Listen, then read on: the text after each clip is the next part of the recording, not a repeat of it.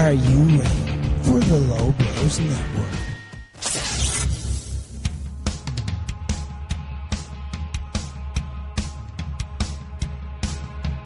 Every Wednesday on the Low Blows Network, the Low Blows team are at hand to break down, analyze, and make fun of all things pro wrestling.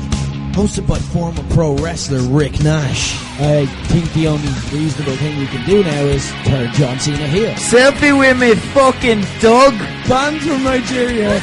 I will be talking to the government tomorrow morning. YouTube star Corporate King. This elephant has 4 legs. Joe Russell's 4 legs. Joseph Stalin, if he had 2 more legs. Bonesaw rips off his shirt, yeah, and it says, "Chuck your law, big dirty tricolour."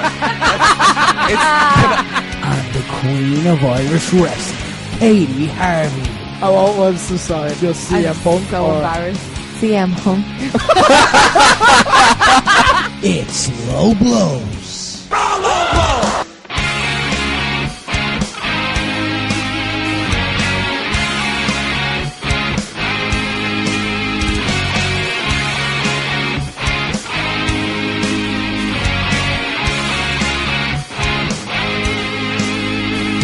Remember Justin Trudeau was cool?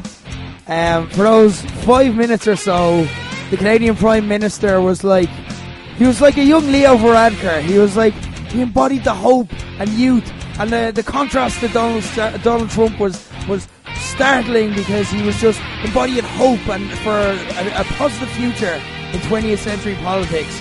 That was until last week, when the Canadian Prime Minister was caught being pictured in old pictures in brownface. It's kind of awkward, because he came out and then basically came out and said, like, look, it happened one time, and then it's like, no, it happened here too. And then I think there were 3 separate instances. And now, not as hot, and it's kind of awkward as well, because a lot of people on the left are kind of like, look, we all make mistakes. Donald Trump's still a racist, but we all make mistakes. And it's like, it's not great. It's not a great look. So, as you get kicked off here, on another edition of Low Blows, a very sick edition of Low Blows. A couple of us carrying knocks in here. So, apologies, guys, in advance. My voice could go at literally any second again. Also struggling alongside us is the one and only Katie Harvey. And Corporate Keane is actually, you're holding it together for us all, Keane, so fair play. Yeah, I'm grand. So I mean, if you die, I'll just keep it going, I suppose. I think people will be okay with that. I think people kind of want to hear that show now. I really don't think they do, but thanks, though. I appreciate it nonetheless. Well, guys, as we get kicked off here on another edition of Low Blows, what were some moments when someone in wrestling you thought was cool let you down? I'm hoping my sick voice tonight is like that episode of Friends, you know, where Phoebe's sick and she gets really sexy singing. I really hope that's the experience you're getting right now, viewers. Viewers? Listeners? See? Do you think I'm sexy? Sounds like I've just smoked 20 cigarettes on my way here. I apologise, unless you do find this sexy. Well, then cool. This went weird fast. Yeah. My answer to this question is political. So everyone was getting excited that The Rock might run for president. The Rock will be a great president. People are overlooking the small fact that if he does, it's as a Republican. Oh. He's a Republican. Oh. That's heartbreaking. I don't follow American politics as closely as I used to, but like, I just get really disheartened when I find out people I love are Republicans, because I just don't agree with their core values. Yeah. I found out Adam Sandler was a Republican and genuinely went into a depression for like 20 minutes. Like, the thing you have to remember is, I hate to say this to you while you're sick, most rich people are going to be Republicans, because Republicans have very, like, let's not tax the rich views. So that tends to be why. It tends to be, if it makes you feel better, it's not necessarily a social thing, it's more an economic thing, because they don't want to pay taxes. Which, to be fair, not many of us do. I don't like paying taxes. Yeah, but, like, I actually don't mind paying taxes, because then when I got injured, my taxes looked after me really well. Okay. So I actually don't mind paying taxes. I'm not debating. I'm not Republican. I'm trying to help you here. Look, if I find out you're a Republican too, I'm going to be really upset. A moment when a wrestler I thought was cool disappointed me was Katie Harvey when she opened Low Blows saying, "Do you think I'm sexy?" I was like, just don't go. Oh Jesus, she's dying. She's dying. Don't make Katie laugh today.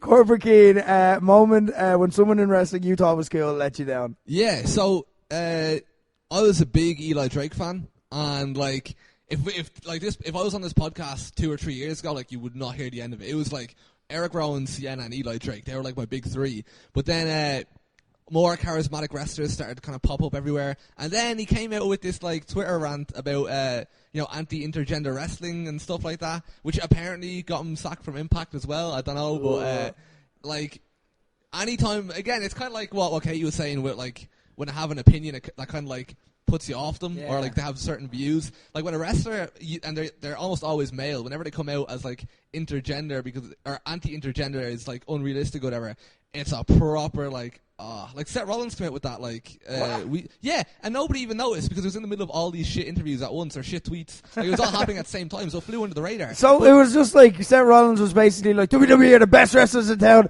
and we're the best, and AEW can't compete. I don't like intergender wrestling, and AEW cannot compete with us. No, that's what it was. And it was like he was saying like, it's. I mean, I'm just saying, when you look at the Olympics, the men and women are split for a reason, and I'm like, why, like what? That's because he knows that WWE had intergender, he'd definitely be booked to lose to Becky, 100%. And it's just like, like again, now I'm not a big Rollins fan. Like whenever I see him wrestle, I'm like, I can't passionately cheer this lad because I know that's what he's thinking, that kind of way. And I'm kind of like, I'm not saying like I care that much. But it's like, I'm just not all in on him when, like, and it's the same with Eli Drake. I was a massive, massive, massive Eli Drake fan, and he comes out like that, and I'm kind of like, yeah, I mean, I'm still intrigued to see him in NWA, but not as, like, passionately as I would have been, like, a few years ago. Wrestlers shouldn't tweet.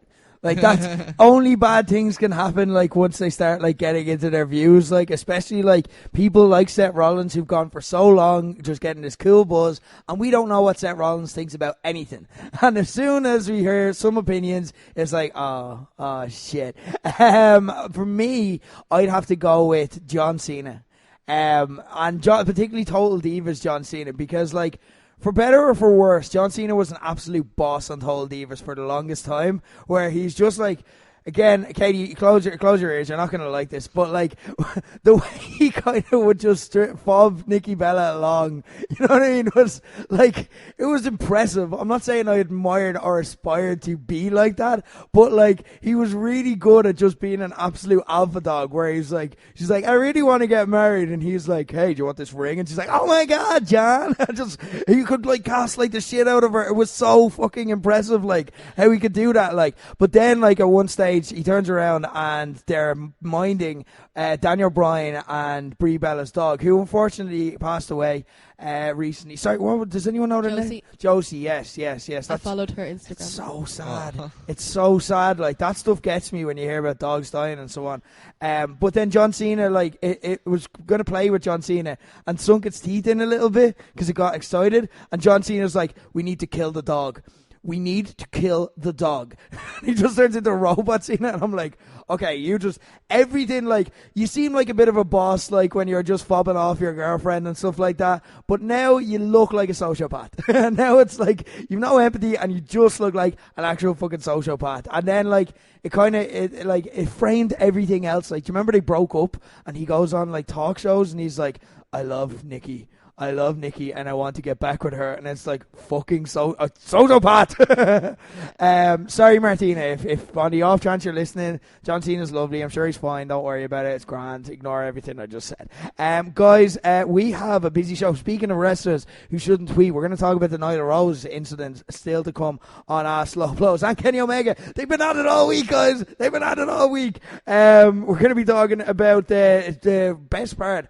Like, wrestling is about to basically become amazing again. It's been an amazing year for wrestling, but it's going to become really amazing because we had the start of kind of the next era. Would you call this an era that we're about to go into? Oh, definitely, yeah. Yeah. Like NXT debuted on USA. We're going to be discussing that. Big New Japan show at the weekend. We're on SmackDown building up to Hell in a Cell. Of course, the last Tuesday SmackDown as well. So we're going to miss that. Sad times and much more still to come on Asshole Blows. But first, we're going to get kicked off, as we always do, with the news for the week. And we're going to pick our subjects that have grabbed our attention and give our lightning hot takes on them. Because, ladies and gentlemen, it's time for Hot Takes.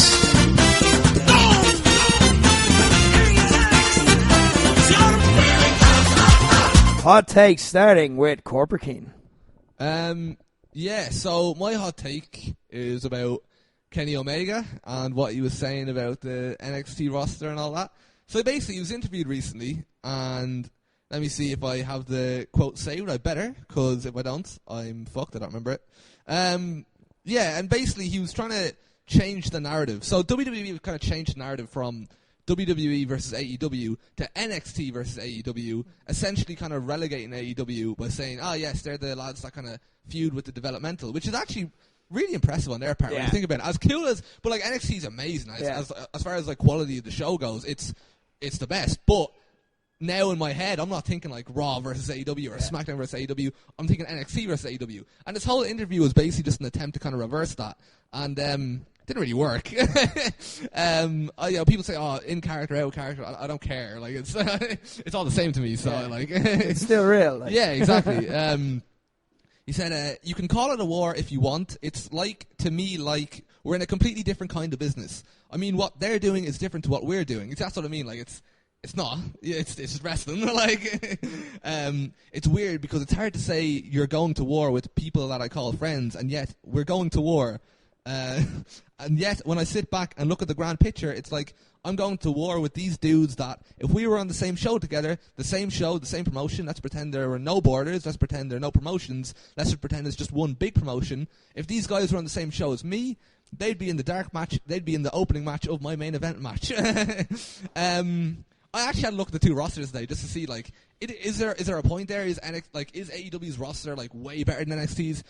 Honestly, it's about the same. Like I thought at first, like maybe NXT's is actually better, but it's about the same. It's for me, it's like it's 50-50. It's kind of depends who you like and who you don't like. You know what I mean? Yeah. Like Johnny Gargano's a mad talent, but he like personally like doesn't. I'm not a huge Gargano person myself, but obviously loads of people are. So I mean, you got him, you've got all sorts, and it's just just think it's bollocks. And like the more what was my hot take in general though? My hot take was basically that like NXT's roster is like just as good as AEW's really, and they're for me on the same level. I know like AEW are trying to start like a revolution, but NXT, I mean right now I'm more into NXT. You know what I mean? I'm not even thinking of AEW right now. And when I see stuff like this, I'm not gonna lie, it kind of pushed me towards, like I know we don't have to pick sides, but it is fun to pick sides. So, like, it's natural as well, especially when they're directly competing. It is a war, and you can still watch both and enjoy both, but it's fun to pick sides and say, I'm on this team or that team. Like I'm on Team NXT right now in a way, like not fully, in a way, because like I see shit like this, I'm kind of like, you just seem salty, and that's it. Just looks like kind of jealousy and stuff. I don't know, but it's like. It's kind of like, it's almost like they didn't expect WWE to fight back, and now WWE are fighting back. They're kind of pissed. I explained this before. They're acting the bitch a little bit. You know what I mean? Yeah, they're like totally like they're becoming a bit pissy. Like, do you know what I mean? Like even like we mentioned it a few weeks ago, and this was announced that NXT was going to USA, and the Young Bucks put on Twitter like, "We're not scared." It's like your whole promotion is just built on talking about NXT, isn't it? Like it's just. Like, the more they mention NXT or reference it, I don't look at it and go, oh, cool, I get the reference. I'm just kind of like, oh, leave it. Just leave it. Like, do your own thing, you know what I mean? Yeah. Like, they talk about doing their own thing, but then they'll mention NXT and, they'll... Cody, on their first show, Cody put a sledgehammer to a throne. you know what I mean? I thought, or I actually did think that was gas, but, but it is... But it's based on WWE. Exactly, it's like, if I'm to believe you're, completely like separate and your own thing and you're going to be this big top promotion, then act like it, you know what I mean? Like, it's one thing when it's like it's OTT and they would start stepping on the title, that's cool because it's like small indie promotion. It's not even small, but like in a global context. Oh, compared to compared to AEW. But like in AEW, I'm kind of like I don't know, like there's a fun way to, like, there's a funny way of going about it, and there's kind of like a shit way of going about it, and I feel like they're doing it kind of in a shit way, where it's like, it's not actually like particularly funny or witty, it's just kind of cringy. That's just, I don't know. One thing I hated as well, this Kenny Omega was guilty of this as well, was when WWE announced they were doing the Evolve show. They'd be screening the Evolve show on the same night, and Kenny Omega's like, okay, we're doing a show for charity for people who survived a shooting. Now, keep in mind as well, when they booked this show originally, that shooting hadn't happened. It was only after that they retconned the charity part in, which, by the way, you know what I mean? Like, it's like, again, I've made this point on Twitter before, but also, like, people shit on, like, Courage and stuff over here for doing that as well. Why is it not a dick move when AEW do it? And they're building their brand, they're doing a charity show, and it's like, you know, so, but they're trying to get over off the back of charity, and that's where that actually did come across. I didn't actually feel that way when Courage did it, but it did come across as that way when AEW did it, where it's like, you know what, you should watch us because we're doing it for charity, and it's like, oh, that feels dirty, like, and then it's like trying to gaslight people against going for it, watching the WWE thing when they're just doing what you're doing. You asked for this, like, you actually asked for this. Especially when Evolve was actually a better show and had Eddie Kingston on it. Do you know what I mean? So, like, I don't know. Yeah, but either way, it's fun. I'm loving like the rivalry and the fact that it's getting heated. You know what I mean? Yeah. Like, I fucking love it. And yeah, I can't. This is genuinely the best time to be a wrestling fan right now. The new Monday Night Wars, like except now when people have Twitter and you get to see the tantrums in live. It has a whole interesting layer to it. I always wonder, people say, oh, you know, I'm glad wrestlers, you know, didn't have Twitter, or like, no, sorry, people always say like, oh, wrestlers nowadays are so sensitive and they're so touchy and whatever. But like, if the wrestlers back then had Twitter, you know what I mean? If the wrestlers in the Attitude Era had Twitter, what do you think? Do you think they'd all be like saying like, nah, it'd be like, I don't know. I'm looking forward to it. Yeah. Anyway, Katie, how are you feeling? Are you enjoying this like bit of madness? Like, are you picking sides? Like, how's this all kind of settling with you? Are you seeing like Kenny Omega, like he's going out making headlines? Like, there's an argument to this that this is good promotion as well. Like, I look at it, kind of put on my promoter hat, and I'm like, you know, a lot of promotion is based off like talking points and getting buzz going and just getting people talking. It doesn't have to be necessarily positive, just as long as they're talking about you. I've spoken about this before as well. I used to, on boards.ie, I used to like get attention away from other wrestling promotions in Ireland just by starting shit. And like everyone would then like, they'd have heat with me as working for IWW, but they'd be talking about IWW and they wouldn't be talking about the shows that are coming up. So that's a good way of actually getting promotion. Whether it's ethical or not is another thing. How are you falling, and how is this sitting with you in terms of the rivalry? Is it making you more excited, or what's going on? I think the way Kenny Omega's come across is like Bush League. Right. For it, because like this is the way like me and Phil always think about it, right? OTT is very much bigger than Fight Factory. Yeah. That's a fact. Mm-hmm. If all our promotion was based around sniping at OTT, that just draws attention to the fact what we don't have compared to OTT, you know? So, like, there's a danger of that. If OTT start putting out, like, tweets about Fight Factory and shit, they would look petty. Yeah. Because they're not competing. And right now, like, AEW and WWE are not competing because they're only targeting NXT, which in reality is their developmental league. Yeah. So, you know what I mean? Like, that's supposed to be, like, their big gun show, and they're targeting the up-and-coming wrestlers, the ones in training school, the ones trying out gimmicks. And, like, if you fail against that, like... Yeah, that's a very good point. Where's your... Like, how would you pull that back? But also, like, you're saying, like, oh, fucking... They're developmental wrestlers that'll be in the opening match of your main event match, whatever. Then how the fuck is like Shawn Spears in a marquee match on your show? Like, look at the NXT roster and tell me how many of them are like worse than Shawn Spears. Yeah, you know what I mean? Like, it's and also some of your guys that you have, some of your big guys came from NXT. Ambrose, Ty Dillinger. You know what I mean? These are NXT. Not that, like, look, Ambrose obviously had a healthy career before. Moxley had a healthy career before NXT. You know what I mean? But like, that's how we all know him. Let's call a spade a spade. Like, we may have been aware of him on the indie scene, but we all know him inside out and have the relationship that we do now with him from a fan wrestler perspective, because he was on NXT and WWE. You know what I mean? And that's so again, they specifically got a lot of these people from that as well. They benefited from this as well. Yeah, I don't know, but it's gonna be fun. I don't know. Yeah, let the games begin, because we just get to sit back and enjoy it all. Anyway, look, moving on. Hey, Harvey, I'm going to let you struggle through this, guys. Bear with her. If she has to pause for a cough break, if we just randomly start having a chat in the middle, it's because Katie's had a coughing fit. Yeah, it's because I've nearly died. Even my notes make no sense for this. What I actually wrote was, stop being dicks, people helping each other.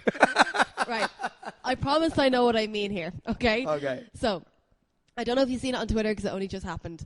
Did you see that? I can never say this fucking word. Schadenfreude. Yeah. Schadenfreude. Yeah, that one. Schadenfreude. They had a show last night, and they had a restaurant called, I think, LK Meringer. It's not someone I'm too familiar with. Right. Anyway, someone broke into his car and stole all his wrestling gear. Everything. Oh. Wrestling gear is expensive. Yeah. I just want to throw that out there first. Like, I'm buying stuff for my comeback match, and people are looking for, like, $500 for boots. No, it's expensive shit. So the lads, Jesus. Don't make yourself laugh. They put up an Amazon wish list, and they bought him a travel case, a singlet, some knee pads, some wrist tape, and a few other bits. Whoa. Because all that stuff is expensive, and he has more bookings this weekend. That's a super nice gesture. I think that's deadly. That's wrestlers helping out wrestlers through this medium of social media that we now have. The next tweet that appeared on my timeline was from another wrestler. If I'm ever the recipient of an Amazon wish list, just fucking shoot me because I deserve it. Or something along them lines. And I'm like, why are you so salty? Why are you so salty that they helped their mate? Is that because no one would go on a wish list for you if you got your stuff stolen? Oh. Like, it was just so unnecessary, for such a nice, generous thing. Yeah. But I've noticed this a lot, like, people giving out about injury GoFundMes and giving out about wrestlers not having health insurance. This is why I'm really thick about it, because I am one of them wrestlers who doesn't have health insurance. Yeah. And even if I had health insurance, it wouldn't have covered what happened to me. Yeah. It wouldn't have covered my loss of earnings. It wouldn't have covered the physio appointments. It wouldn't have covered all the little things people don't realize you have to pay for when you're injured. Like, I had to buy special sleeves so I could have a bath. Like, literally, Jesus. I looked like it was like a hazmat suit. Jeez. It's like, just so they didn't curl up and fall off. Like, the cast's not my arms. He's gone. But all that stuff adds up, right? So I didn't start a GoFundMe. I didn't have a GoFundMe, but what I did have is a lot of my generous wrestler friends and people involved in the business, low blows included, organising raffles, donations, stuff like that. That literally saved my life. Is dramatic, but you know what I mean? Like, it made my life a lot easier when that happened, because I knew my bills were paid. I knew I could get the amount of physio I needed. Like, it was just such a weight lifted off my back. But again, there's still wrestlers sniping, being like, oh, well, that's irresponsible, or that's just begging from the fans, or that's this and that. If people want to be kind to each other, why do you have such a problem with that? Yeah. And especially in this age where people are, like, talking about mental health and, you know, like, helping each other and, you know, I'm there, you know, talk to me if you need it. Well, you know what? Like, I could have been stressed out that I couldn't have paid my rent one of them months. But you know what? It was covered because of my wrestling friends. So that tweet started out as like an Amazon wishlist thing and then sent me on like a train of thought. So I'm like hallucinating on fucking Benlin right now, and became something much bigger. She has a whole whiteboard, so if you know that gift for Charlie from Always Sunny, it's like a whole thing she brought in. She's 6, so we didn't want to point out that it was a bit weird. But you know what I mean? Like, we have the means to be kind to each other now. We didn't have this 10 years ago, 20 years ago, and if people want to use it to be nice to each other, I don't see how people can have a problem with that. Do you know what it is? And again, like, this is, Hot Takes is becoming like, what's wrong with wrestling social media? Like, essentially. But it is that, because it's like, it's people who are having a shit day and just see something crosses their periphery, and they're just like, I'm going to just make a problem with this because I'm just in a negative train of thought, and I'm going to put it out there, and then it's out there. And then, like, they haven't put the amount of thought that you have into that, where it's just like, oh yeah, when you actually like flesh this point out, it's common sense and there is no alternative argument for it, but they're just venting. And because they have that instant means, same as Kenny Omega and same with the story I'm going to talk about, when they have that instant means to just vent when they feel that negative thought, then it ends up becoming something that it isn't, when everything you're saying is correct. And also, like, I feel we need to point this out.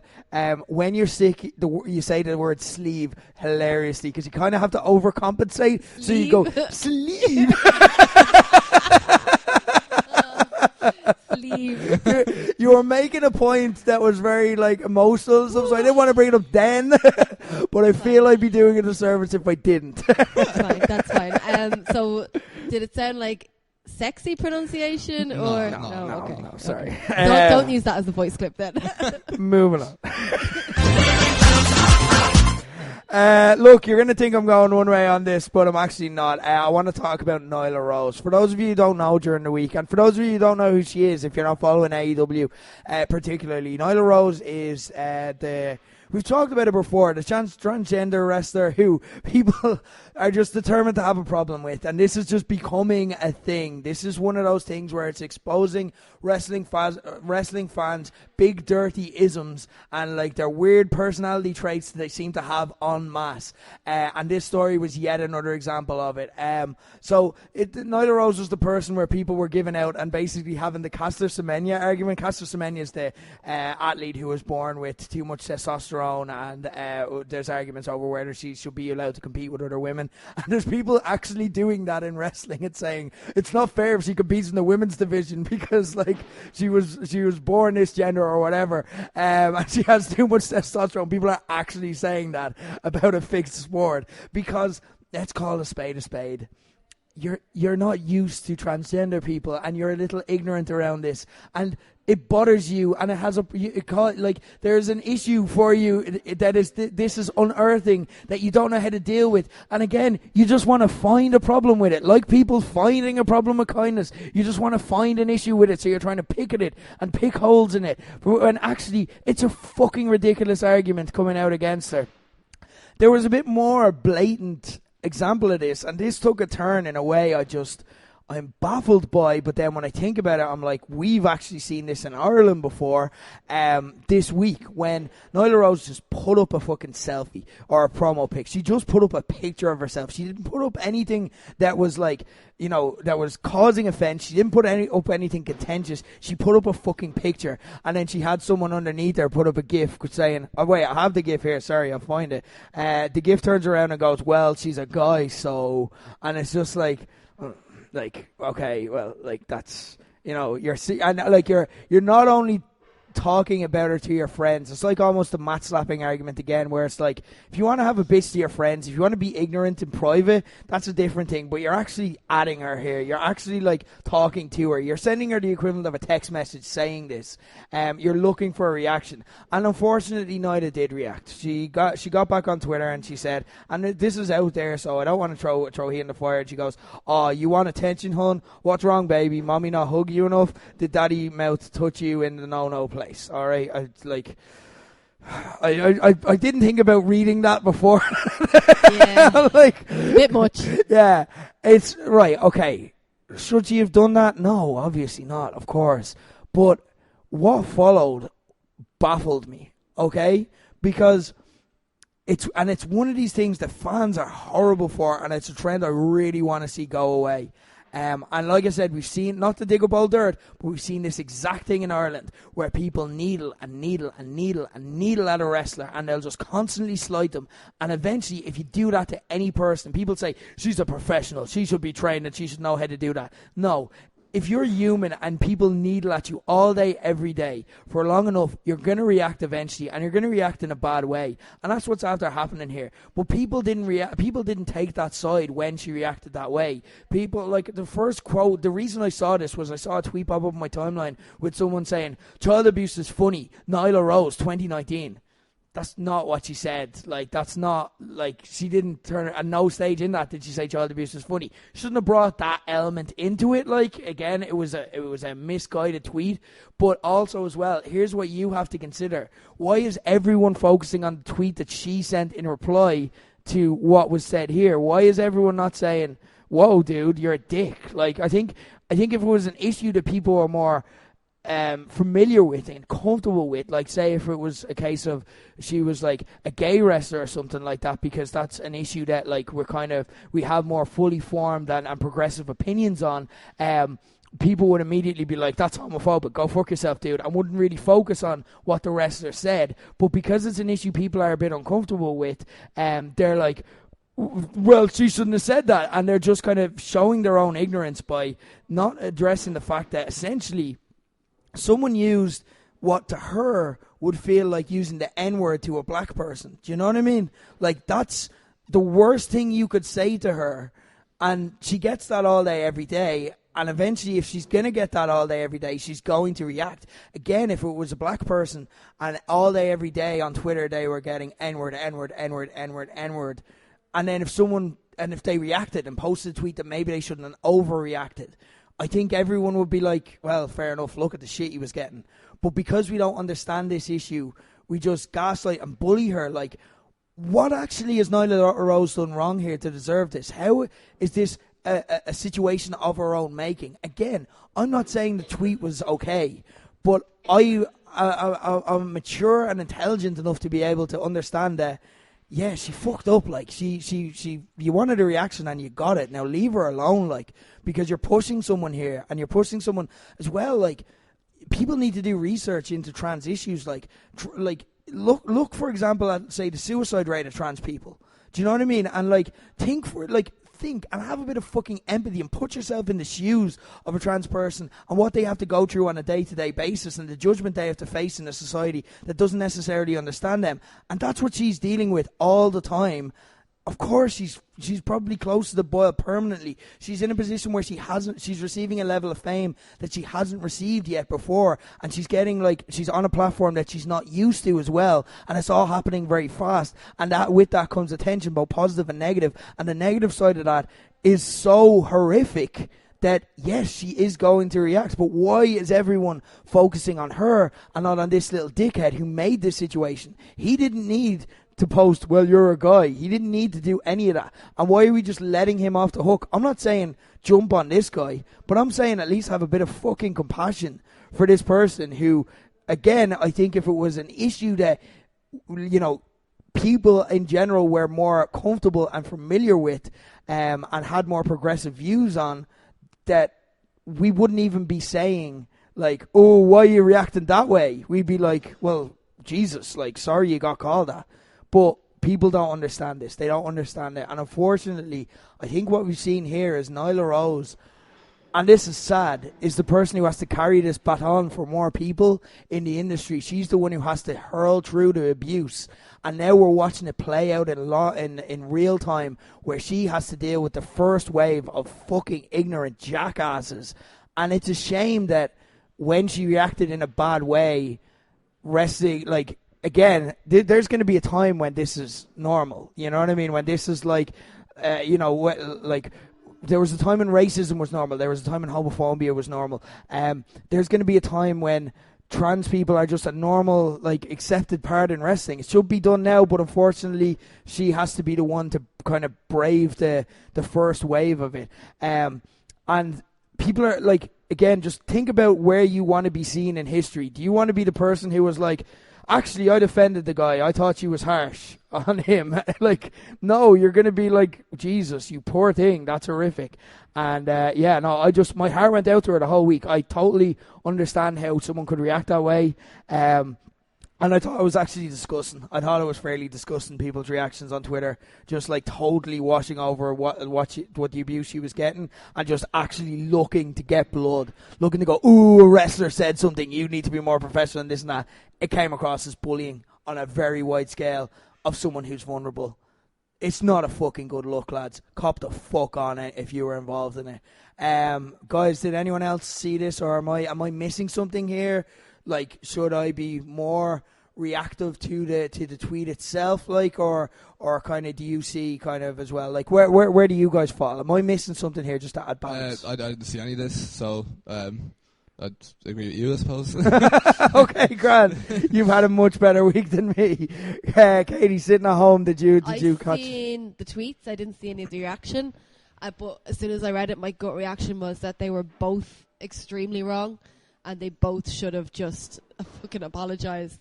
I thought they were both really out of line. To be fair, Nyla did come out afterwards, and she put out a heartfelt response. She has, she's addressed it, but also I can understand, like, she just spoke out of turn.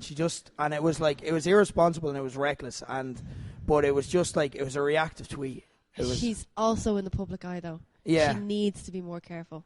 She does. There's no doubt. Like, I'm not arguing with the fact that that it was irresponsible and it was reckless, but I can just see how she gets there, and she just wanted to.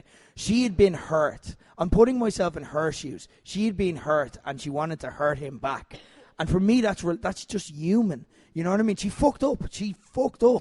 Yeah, I get all that. I think just for me, like, I don't know, child abuse, it would just be the last place my mind goes to as like a retort, you know what I mean? It would be more so like, I don't know, it's just, I thought it was a really weird response. Yeah. I thought it was a weird place to take it. Okay, no, that's fair enough. No, look, all views apply. And guys, tweet us in as well. If you think I'm missing the mark here, by all means tweet us in. My views are not the only views here. So guys, anyway, moving on to the in-ring from the week, we're going to talk about the good and the bad. Starting with the bad as always, because it's time for Say something stupid.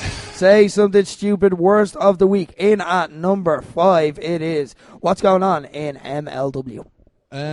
It is the War Chamber match. So the War Chamber match was really good, by the way. I know this is kind of like a bad place to put it, but I just saw something funny in it that belonged here. So the match, first of all, it was the country unit, I've mentioned them before, Dangerous Faction. They were fighting Filthy Tom Lawler. Filthy Tom Lawler assembled an army to sort of try to take them down. That army consists of the Von Erich sons, the sons of Kevin Von Erich, and Loki. And it was a great match. Loved it. It was kind of like War Games, but like with one ring. And yeah, so basically the match was in, I think it was Texas, and that's like where the Von Erichs, that's their place. And the good guys were accompanied by Kevin Von Erich himself. He was the manager. So obviously they wanted to get him involved. So, but there was no real kind of appropriate place for him to hop in and kind of get involved. But they were determined to get him involved. So out of nowhere, they decided that this man in balaclava, like completely like balaclava, full black, also you didn't know who he was, unidentifiable, would try and hop into the cage. Kevin Von Erich grabbed him, got him in the claw. But it's like, who is he? The commentators are just like, oh, he's the Contra unit. They've got soldiers all over the world. Oh, it's like, well, we haven't seen any till now, and we're probably not going to see any after this, and this will probably never be spoken of ever again. But like, all right. No, it's actually good. And I don't know why. Now that I think about it, why didn't say something stupid? This is deadly. This is like exactly what you like. This is actually really funny. I take that back. No, I'll put it in This Is Awesome. Number 1, This Is Awesome. There you go. You can't do that. That's not how this works. In at number 4, one, again, nitpicking from New Japan this weekend. So they're changing things up, and I get why they're doing it. Kota Ibushi, usually when people win the G1, they have the Wrestle Kingdom title shot. They carry around a briefcase, and it usually has the Wrestle Kingdom logo and 1-4 on it, just as an advertising thing. I get why they don't want a guy carrying around another fucking briefcase in wrestling. It's become a cliche at this stage, so I understand it. But instead, what he's carrying around is he's carrying around like the contract, but in a little slip folder, and like it's just like, and it's like.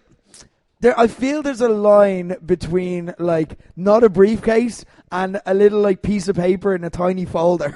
You know what I mean? It looks like he's gonna like give his CV to the ref or something to say, actually, I'm a wrestler, so I'm in this match. It's just like and A and B as well. You're gonna lose that. You're going to lose it. Like, it's really, like, it's stressing me out. It's giving me anxiety watching them because I'm like, someone's just going to take that. And if that's as significant as you need to carry that around all the time, like, be careful with that. Like, don't just do that. You know what I mean? If anything, I think you're foolish for losing the briefcase. The briefcase would hold that. And someone would notice if the briefcase went missing. But just holding a loose piece of paper, like in a folder. Like, if that's so important, you can't leave it in your bag when you leave to wrestle. Like, I don't know. I just feel there was a middle ground that they missed out on personally. Maybe I'm missing something though. Who knows? Maybe it'll be the new big thing. WWE are gonna like start doing every Money in the Bank. It's gonna be a piece of paper on top, but then it'll rip See, there's problems with the paper. I don't like it. I'm not a fan at all. But that's just me. Anyway, in at number 3, talk to me about the bad from the first ever live NXT on USA. Oh, this is so nitpicky because it was a really good show. I just really hate Cameron Grimes' hat. Like, I hate it intensely, like, passionately. Like, I really like him as a wrestler, and his entrance upsets me to the point What's where... the hat? Describe it. I haven't seen it. It's a top hat. So his character is, like, country boy, like, country strong. That's his whole thing. Right. He's got, like, cool, like, country music to come out to. He's got, like, a leather vest. He's got, like, black trunks, and then a top hat. Like, you don't mean a cowboy hat? No, I mean like a top hat, like what Right. Slash wore in Guns N' Roses. Nearly exactly the same. And it's just like, you know, when you're like having your first few matches and you're trying out entrance gear and you're kind of pulling bits from everywhere and like, I'll just see if this works today. Yeah. And it's like, it didn't quite work, but no one had the heart to tell him. It did work. You're wrong. It worked really well. I don't think it did. No, I think it did. I think you need to watch it back. I think I like everything except the hat. The hat actually upsets me I greatly. think you actually like the hat and nothing else, and you're getting it mixed up. I think that's it. Would For you fuck's sake, On the Katie. continuation of things that upset me, what they wear in NXT is there's becoming a bigger trend of wrestling barefoot, and honestly, it just upsets me greatly as well. Matt Riddle can just about get away with it because I think he's hardy as fuck. Yeah. Though when he had a street fight in bare feet, I was actually cringing when they went to the concrete. I was like, oh my god, his toes, you know? Because one of the worst things in the world is stubbing your toe. Yeah. Like I'd tap out to that. But they had this other guy wrestling Pete Dunne. What was his name? Arturo. Oh, I saw who that, else? yeah, The yeah. Brazilian lad? Yeah. No shoes. And he really should have worn shoes because Pete Dunne just bent his toes back. So yeah, I just don't like this trend of like dirty feet in the ring. Oh, Pete Dunne's going to feud with Matt Riddle and do that. Like, that's what they're setting up. Oh, unreal. If it's a setup to a Matt Riddle storyline and that's where they go with it, that's cool. I agree with what you're saying. It stresses me out too. Yeah. Because thinking of flip bumps and stuff, it's like you get so easy just land your toes. Like. But also, only one person should do it. You know what I mean? Yeah. Like just one. Even in like, if one person did it in like AEW or New Japan, I'd be like, that's fair enough. But in NXT, like, you one of your main eventers does that. Like, let him do Yeah. it. Like if Matt Riddle wrestled your man Arturo, I'd probably have to skip it. There would be too many toes in the ring. It suits Arturo Huas. I do get your point. Like, it can be shit, but do you not think it suits Arturo Huas? No. I don't know. I think he looks like a hardy boy with no shoes on. He is. He's very tough. Like he wears the old school baggy like combat pants with the white stitching. No, she means one of the Hardy Boys, like not a Hardy Tank. Oh, okay. Like Matt or Jeff Hardy. Oh, Yeah, like I was gonna say like circa like 2005, but they still dress the same. So, like literally yesterday. Yeah, circa now. In number 3, because I miscounted, let's talk about Impact. okay. So Impact, right. There was a match on. The match itself was grand. It was Jessica Havoc versus Sue Young. No disqualifications. Honestly, I can't even remember what happened. I think Jessica Havoc won, so that's cool. But they fought after the match, and obviously things get heated, things explode. I understand that, so they kept fighting in the ring. The fight kind of spilled up the ramp. It spilled backstage. It spilled up the stairs. I'm like, all right. You know, again, I don't condone it, but these things happen. And then Jessica Havoc got a rope with a noose, tied in it, and hung Sue Young from the stairs, and she died. And I'm like, that's really bad sportsmanship. And the worst part is, she won as well. So it's like, you're a sore winner, and you killed your opponent. Like, she's like one of my favorite wrestlers, and she's out here she's probably going to go to prison now, and I'm not going to get to see her every week, just because what point did you prove there by hanging Sue Young? You already beat her. You know what I mean? Am I meant to go, oh, that was really impressive. I like the part where you assassinated your colleague. That was really cool. No. It's bad sportsmanship, and I don't like it. So, yeah. I just saw bad sportsmanship in the dog. It is. Lads, do you not agree, right? Hanging your opponent. It is bad sportsmanship. It's not good sportsmanship. Exactly. Yeah, I wouldn't disagree. Yeah, it's a lot of things. Yeah. But in at number 2, Katie, you want to talk about something from Phoenix? Yeah, I was at Phoenix this weekend. Their over 18 show in their training academy. Deadly show. One thing upset me very, very much. I don't know what happens to More Than Hype when they go to Cork, when they cross the centre of the country, but they were not the More Than Hype I know and love. They were bad boys. And they wrestled the Graveyard Mafia, which is not unlike the Midcard Mafia, except it's like 3/4 of the mid-card mafia, and Skullsy, who's definitely not Billy Bedlam, despite the fact he was played by a man who was Bedlam tattooed on his arm. just a big fan of Bedlam. But it's just Bedlam's like number not one even fan. Billy Bedlam. He just likes the concept of Bedlam in general. Yeah. It definitely was not Billy Bedlam. He's retired. He's done. It definitely was not him. Back in the ring wrestling. Yeah, it just. How long has Billy Bedlam been retired? Since like July. So I mean, so it's not him. Do you know what I mean? It can't be him. Retired. Retirements usually last at least 3 months. Yeah. The match is deadly, but as I said, more than hype upset me. I've known them all since they were young boys. LJ Cleary in particular, I've known since he was 13 years old.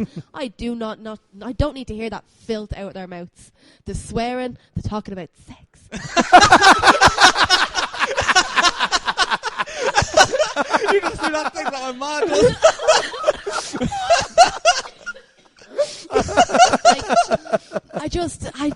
I just felt very alarmed in the crowd. Some of the gestures they made was not appropriate for an audience I was sitting in, and basically I was just really, really upset after the match. And when I tried to scold them on the way home, they laughed at me. Yeah, so.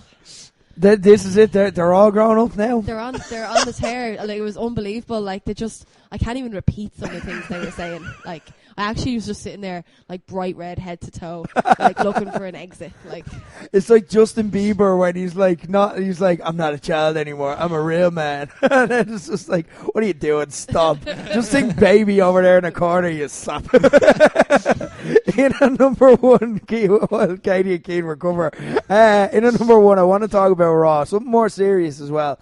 Sasha Banks and Nikki Cross had a match, which, like, I was looking forward to this. And it looked like, the way they set it up, it's like, this is going to be one of those matches they're giving time to. It's crossing over at the first hour length, so usually that's like, it's going to be a long match. They're building it up as well. They're hyping it. Two really good wrestlers as well. Like, Nikki's been around for God knows how long, and Sasha, we know how good she is. We've seen it before. So I'm looking forward to this. And this is one of those things where I always say, like, people give out about, like, you know, Vince McMahon doesn't push people enough and this and that and the other. And, like, to me, I turn around and I say, sometimes you just have to hold the wrestlers responsible. Like, if you have a shit match or if you shit the bed when you get an opportunity, then that's not on Vince McMahon. Vince McMahon didn't wrestle for you. Like, you have an audience in front of you. You're on live TV. That is an opportunity. They had an opportunity, and unfortunately, for me, they shit the bed. It was not a good match. It was 15 minutes of nothing, and it felt like... Do you know when, like, so Katie, you'll be able to relate to this. Do you know when, like, people who are new in wrestling have a match and they script it out and then it just doesn't go to plan? And it's not like whatever they had planned, it's probably a great match in another night, but just with that crowd, it's not working. So, but like an experienced wrestler knows. Like, again, you have like, okay, I won't ask you to give away what your spots are, but I'm sure you can you confirm, do you have like go-tos? For example, if a match isn't going well, you're like, there's a spot where you're like, that'll always work and that'll get the crowd where I need them. And then once I do that, then we can start working back and like kind of move towards the finish of the match. You know what I mean? Yeah, like you have your like chops. Yeah. Chops always get people back on exactly. side, you know, something like that. But yeah, a few things. Yeah, exactly. And every wrestler does. And like that's what surprised me about this, because the crowd were just not going for this match at all. And like, but a younger wrestler will just go, all right, look, stick to the script. The match is good. The match is good. We know the match is good. And it's like, it's live performance. It doesn't matter if what was in your head was good. If it's not working, it's not working, and you got to switch up. And then you go to your chops, you go to your go-to spots, and then you just kind of you change up completely. You call an audible, and even if you're on Raw and it's scripted and Vince McMahon sitting in the back watching, he's going to be happier if the crowd actually give a shit rather than you waste 15 minutes of their time. And for me, this is what disappointed me. It just didn't seem like they did that. It just seemed like they put their head down and just went for it. And I'm like, you guys know better. You are better than this. And this is a case of just shitting the bed. And I don't want to shit on these two people, like in particular. I didn't ask them the rest of this match. You know what I mean? Like, I support them and I hope they do well. I still have high hopes for the Sasha Becky feud. But it was really bad. And I think what kind of made the point to me was that the only time the crowd came up for the match was the finish. But that's bad because, like, the finish was Nikki goes for a crossbody, Sasha rolls through, gets her in the bank statement and tops her out in a few seconds.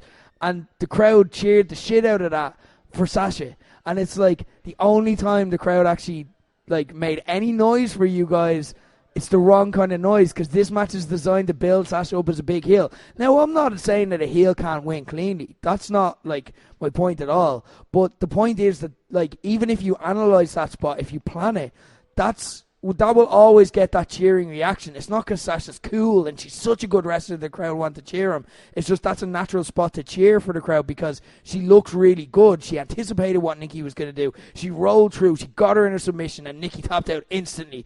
That makes Sasha look really good and Nikki look really stupid. It's a babyface move and that's why it got a babyface reaction. But Sasha is in the middle of a heel turn and has had very few matches to establish this heel turn and her new style of wrestling. And it makes me look at her and go, like, did you even know what the objective for your match was? Like, did you know kind of, like, what you were planning here? Like, because the one thing that went, quote-unquote, right in the match, the one thing that got a reaction got the complete opposite reaction of what it should have got. Like, people now think you're cool. And so you've actually lost momentum. This has damaged you, even with the thing that got a reaction. Like, if it was just forgettable, it'd just be forgettable and people would just forget about it. But now people have that lodged in their memory of you doing something really cool and them liking it. And when you see this stuff, that just works on people and they now think Sasha's a good wrestler. I forgot how good of a wrestler Sasha was. That's not what you want to be thinking this early into a heel turn. And for me, the reason I bring it up is because I'm not just going to be negative on this. I want to bring it up in contrast to something else. Because later on Raw, Lacey Evans and Ember Moon had a match. And I know what you're thinking. You're like, what? Like, who gives a shit? You know what I mean? But they gave a shit. And that was the important part. They went out, and that is a match where it counts for nothing. That is a free hit of a match. That is 10 minutes of time being killed on Raw because it's a long show. Do you know what I mean? Like, that's essentially 10 minutes including their entrances. But they went out and wrestled a fucking hell of a match. They did such a cool spot where at one stage, Lacey went to shit can her and Ember caught her feet on the middle and bottom rope and she kind of hung backwards from the ring and then Becky came, or not Becky, sorry, I don't know, just Becky on the brain, and then Lacey came towards her and then Ember came from that position and hit her with a stunner. It was a fucking sick spot and then the crowd are totally up for this match. Even though this match is empty, it means nothing, but these two gave a shit and they saw this as an opportunity where Sasha, who's fighting for the women's title in a big match in 2 weeks ahead Hell in a Cell, and Nikki Cross, who's holding one of the belts. Two people who should be the flag bearers had an opportunity on Raw. For me, they messed up. They missed on this. And I think it kind of does have to be called out. And I'm not trying to shit on people for the sake of it. It's just a point that, like, wrestlers have opportunities. It's like, do you remember Ambrose was talking about, like, how he wrestled a shit match against Seth Rollins and he gave out about, like, how shit the booking was. And it was like, yeah, but you still had 20 minutes with Seth Rollins on a WWE pay-per-view. Do you know what I mean? That's, like, Vince McMahon didn't do that. Like, that's an opportunity for you to show the world right there that you're a really good wrestler. So if it's bad, it's on you. And in this case, it was bad and it's on them, because I wouldn't shit on them if they were like, if it was NXT and they were developmental wrestlers, or if it was, say, Fight Factory and it's a Project Next Gen match. These are wrestlers who should know better. They should have done better. They had 20 minutes of TV time. They had an opportunity. They could have had a fucking match of the year, because it was in that slot where it's like, you can do false finishes. You can do anything you want here. Like, we need this match to be good because this is selling future matches. And they did nothing with it, and they got lost. And it was just a shame. Now, if it comes out someone was injured or something like that, that's fair enough. I haven't seen it personally, but if it does, that might explain it. But, like, apart from that, no, I thought this shit to bed. Anyway, look, sorry, I feel like I've been really negative and dragged the mood down. So let's talk about the good. Let's talk about the good from the week. Let's move on to more positive pastures, because it's time for...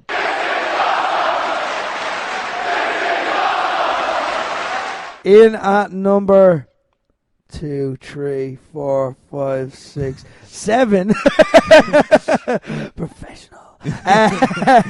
One from Impact. I know this must have meant a lot to you. Yeah, it was LAX's send-off, basically, as they go and leave Impact for AEW, and it was deadly. So they lost a lose-to-lose town match to the North a couple of weeks ago, and that wasn't actually their last match. I really like how Impact did this. Basically, they lost their Lose Town match, so obviously, they go out on their back, but they still have a few more weeks left to have one last match, one last promo, and kind of just celebrate the fact that celebrate kind of their Impact career and the role they had in kind of restoring Impact. Like when you look at Impact a few years ago and people were like, oh, it's going to die, it's going to die, it's going to die.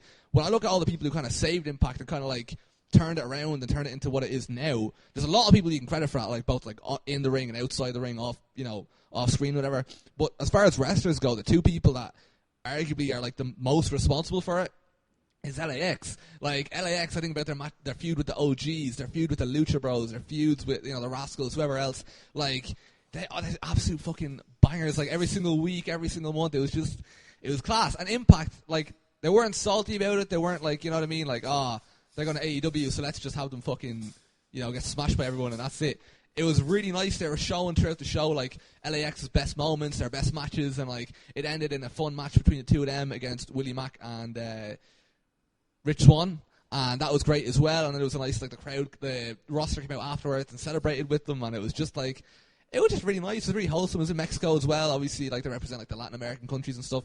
So it was just a really nice send off. And like obviously, it's sad to see LAX go, but at the same time, like it's kind of like they've done everything there is to do as a tag team there, and this is the next step for them. They're going to AEW. It's gonna be deadly. I like how the whole thing, I like how it was handled, and I'm really looking forward to see where they go from here. Nice. Good stuff. That's interesting. In at number 6, one from Raw. Well, there's a few from Raw. Just little things. Little things always will get a mention here, and this is awesome. I'm a big fan of when there's just attention to detail and thought put into it. And I thought Raw wasn't amazing this week. It was kind of a placeholder show. It wasn't bad. The standard of Raw for me in terms of entertainment has been really good lately. So like it lived up to that standard. But there was just nothing absolutely fantastic on it. But there was a few cool things. So The Fiend is the first thing I want to talk about. Like just from the start of the show, like they have this coming into Halloween, this time of year as well. It's just fitting perfectly. They did the WWE graphic, but then they had like little interruptions from The Fiend. Like they had little kind of like just static cutting out and just being weird, and like they're just messing with like those parts of the show that are just integral, and it just grabs you like straight away. You're in. And then we'll get to what he did at the end of the show because it was really cool. Little things like as well, they're making a big deal out of the OC. They gave them new theme music. It's AC/DC. Like they're actually spending money on the OC. Like this is really cool, and it's badass. Like they've got a whole new entrance plan. Like and it's really cool. Like it's just go out your way to watch this. Like go out your way. Like there's graphics up on Squared Circle and so on, or there's clips up on Squared Circle and so on. It just makes them seem like a massive deal, and I'm like, okay, right, you're taking the lad seriously. This is fucking cool. So yeah, look, that attention to detail.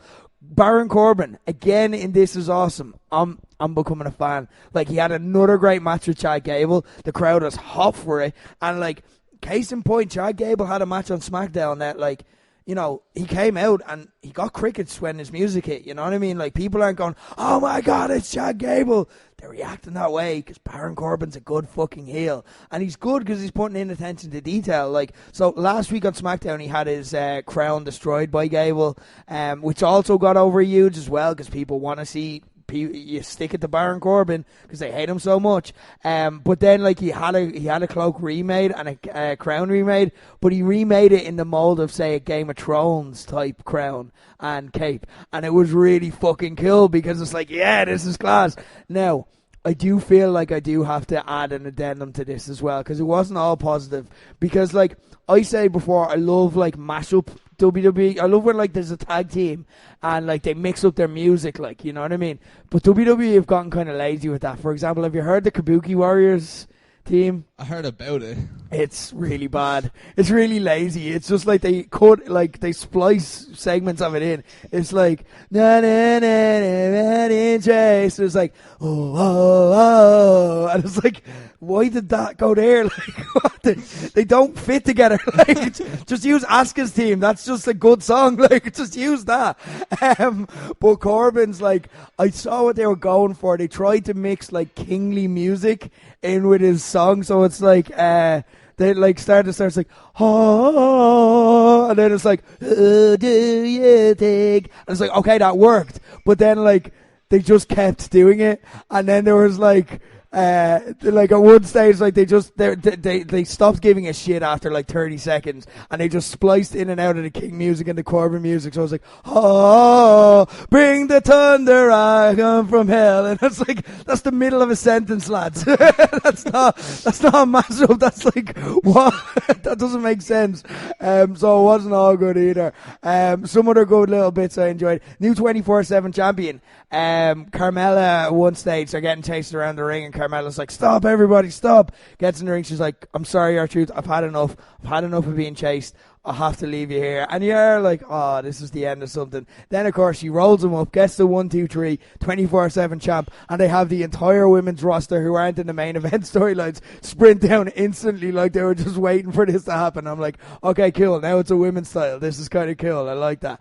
And the way they can just switch it as well like that, where it's like, yeah, okay, now this is a women's title. And it could be a men's title again next week. Like, but why can't it be a fucking women's title? And then all the lads are like, oh, wait. We can't do it. Like, the lads who are chasing R-Truth originally are just standing around like, oh, we can't do shit. Like, so it was really good. They had a fun 5-way main event. Rey Mysterio won. Shout out to Coleman Work as well. He's the guy I talk wrestling with, who's convinced Rey Mysterio's winning the belt next week against Seth Rollins on the season premiere of Raw. What? Yeah, Rey Mysterio. So it was a 5-way to determine who's going to face Seth Rollins for the title. On Raw next week. So they're doing a season premiere for Raw and then SmackDown's debut on Fox. There's no draft on, is there? No, the first weeks, because Hell in a Cell is the Sunday after that. So the first weeks are just season premieres, and then the week after that is the draft. Ooh, that's going to be mad. Yeah. So wait, he thinks that Rey Mysterio is going to win and then replace Rollins in the match? Yeah, his logic is, I don't mean to slay Colin behind his back, but I have had this out with him. His logic is that, like, sorry Colin. I feel like I'm just calling him out, like, I'm not really like Colin, he's a good guy. But his logic is that he, like, Wyatt turns around and he's like, or Rollins turns around at some point and he's like, we're going to fight on Sunday whether I'm the champion or not. We're going to fight in Hell in a Cell to the Fiend. So I'm like, yeah, they wanted you to think that he might lose it. Like, that's misdirection. But he's like, no, they're planting the seeds. Mysterio's going to win it. Wait and see. It's going to be Mysterio against the Fiend. I'm like, that's not what they're building. Oh, no, I could see that, though. And then he just sacrifices Rey Mysterio. I could see, like... Look, actually, yeah. The only argument, like don't get me wrong, Colin got me thinking. Colin got me doubting myself enough to enjoy the match next week because, like, WWE are gonna want to do some stunts. Title change on the season premiere, yeah, exactly. And also, he convinced me a little bit by saying that Rollins might go to SmackDown. They might want him on Fox. Oh, and that achieves that because obviously he can't bring. They used to change the champions before, but the champions didn't have big red and blue belts, so now they can't, like, because it's branded. Like, so if Rollins is gonna go to SmackDown, he has to lose the belt. Colin, man, you might have a point. That's a solid, like, I didn't I'm even on think his of that. Yeah, side. it's an interesting one. Yeah, Team Colin. So yeah, that's my team. Episode title. Just sorry for asking basic questions on air that all the listeners probably already know. No, go. But is it a triple threat match at Hell in a Cell? No. So, because I heard something like Braun is added to the match or something? Now, this is what happened afterwards, okay? This is where it got really cool, okay? I hope he's not. I really hope he's not. So they did, the main event was Seth against Braun, okay? And they just set up a basic angle at the start. It's like Braun's like, I'm still not finished with you. I thought that was a solid Braun Strowman, to be fair. It was a good attempt. It came from the heart. It was better than your Game of Thrones ones.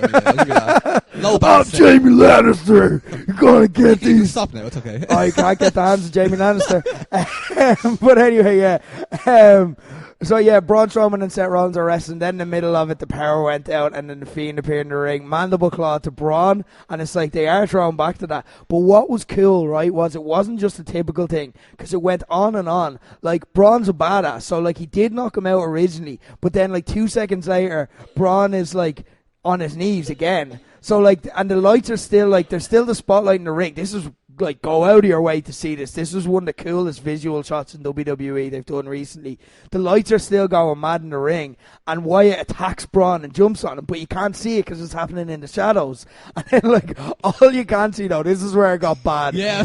Did you see this? I saw this, yeah. It got weird because, like, Rollins is in the corner for all of this. this is so cheesy and bad. Rollins is in the corner for all it is, and just like acting scared, and he was just like, and it's like he's still a human. You can still just hop on him now. Like his back is to you. Just kick him. Just kick him in the face. Like it'll hurt. But you don't know that from his perspective. You know what I mean? But it's pretty bad. Like, where it got really bad was at one stage, and they may have edited this out from the YouTube clip. So go back and watch the live feed if you can. Rollins then doesn't know what to do because he's been doing scared face for, I suspect, what he feels is a very long time. Did you see this? No. So he just closes his eyes and pretends to be asleep. And then opens them, looks, and does scared face again. And it's all caught on the hard camera in a really long shot because the brawl is happening off. But if you just happen to look at Rollins, it's like, why do you pretend to be asleep for 3 seconds? He got so scared that he passed out. Imagine being a kid, though. And this is someone's childhood now, you know what I mean? Because the other way, like, everybody's, like, everything in wrestling that's cool to us is, like, a million times cooler as, like, a kid, you know what I mean? Like, I thought John Cena and the Great Khali was cool, you know what I mean? So, like, imagine watching this growing up. Like, I'm actually, like, kind of jealous of, like, yeah, kids that get kids to would grow be up watching terrified this, of the Fiend. Like, or they think it's cool, you know what I mean? One or the other, like, it's fucking... It's mad. Like that's a very good point, and well worth remembering. So yeah, Raw was there was a lot of good little moments on Raw. It just didn't kind of come together as a full show for me. But let's talk about SmackDown. There was a lot to like about SmackDown this week. Yeah, I feel like this is a running theme now. Putting Eric Rowan in my this is awesome. He cut a promo to open the show, and it was good. He's gone down a slightly different route than I expected. I thought he'd play a weirdo. But he hasn't. He's very articulate, you know, and he's got a nice voice speaking, and it's making me buy in more to this whole, like, I've had a realization, and you know what, I'm not a follower anymore. It's making me buy into the character more. Nice. Keane is loving this. I'm actually buzzing. I didn't know I didn't get to watch SmackDown yet. I didn't know. Now keep in mind as well, Katie is very ill. This SmackDown could have been a hallucination when I watched it. They started in a really cool way. Daniel Bryan came down the ramp in his gear. Basically, it's just like, you know what, I probably would hallucinate Daniel Bryan as well, wouldn't I? He was actually on the Lewis on the way here. Just imagining, like, Eric Rowan got a really good promo, and, like, it felt like he was talking to me. In fact, he turned to the screen and said, Katie, burn the house down, which I thought was, like, really, like, it hit me. So Daniel Bryan just comes down, and he's basically just like, fight me now. And then they had like a whopper match. Yeah. It was really good. And this is why I specifically put Daniel Bryan in this, because he has played like a little shit heel now for ages, but he just slides so effortlessly into the face role without having to do a big turn, without having to draw lots of attention to it. He just shows in a couple of his facey movesets, you know, the way they structure the match. Yeah. And it was just deadly. Like, he's so good. He's the best wrestler of his generation. Like, just absolutely is. Luke Harper gets involved. Roman Reigns comes down, does this thing I love where he runs off the steps punching people. Don't know why I love it so much. He's usually bigger than the person anyway, so there's no need to jump. It's bullying, if anything. Yeah, but I love it. Yeah. And now it looks like we're getting Daniel Bryan and Roman Reigns versus Eric Rowan and Luke Harper. Yeah. And I'm actually well up for it. And people are cheering Roman Reigns now genuinely as well. This whole thing is working. Yeah. It's working great. The last Tuesday night SmackDown. Yeah. End of an era in a way. Like I saw, like they did a thing on Squared Circle. I saw a tribute to Tuesday Night SmackDown since it's gone to SmackDown Live. And it kind of got me a bit because I'm like, yeah, this has actually been a class show. Think back to Talking Smack. Think back to James Ellsworth and that whole thing that he had with like Ambrose and AJ Styles. It's where Ambrose got his title belt. It's where AJ like kind of got to the champ that runs the camp. Like that whole thing. It's been a mini era in WWE. And they're closing chapters. So like the close of SmackDown was Kevin Owens and Shane McMahon again. It did go a bit legal again, you know, where they're kind of threatening each other like with lots of legal talk and stuff. And I was like, Stone Cold never rocked up with a contract to get rehired, you know what I mean? Like, he just kind of, like, fought his way there. But I love what it's set up, which is a ladder match between Kevin Owens and Shane McMahon, because you know Shane is going to do something stupid.